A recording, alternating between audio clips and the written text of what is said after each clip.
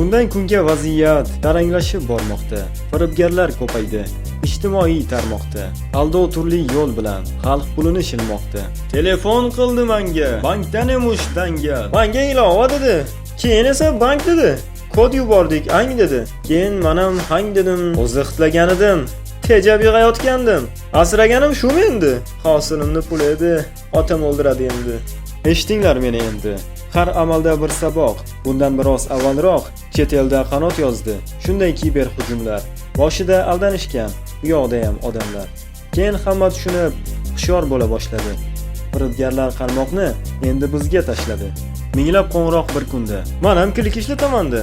Eng nozik joyi shuda. Shu ma'lumotning o'zi nayrang uchun qulaylik. Endi nima qilaylik? Sizdan talab hushyorlik. Klik sizdan hech qachon maxfiy kod so'ramaydi. Qani, bank nima deydi? Parol ayting demaydi. Maxfiy kodni aytmang deb yozib qo'ygan bo'lmasa. Agar kimdir so'rasa, biling bu firibgarlar. Menda klik borligin qayoqdan biladi bular? Biz aniq ma'lumotlar ish ko'ramiz akalar. Odamlar sodda bo'lsa, xalq hujumdan bexabar. Cho'ntakni qappaytirish oson bo'ladi shu qadar.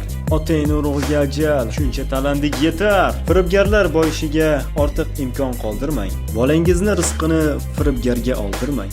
Maxfiy kodni hech qachon, aslo hech kimga bermang. Tushundim, yetib keldi. Pishiq bo'lamiz endi. Firibgarlar dog'da qolar. Hushyor bo'lsa gar har kim. Topganing yaxshi kunga, to'ylarga buyursin xalqim.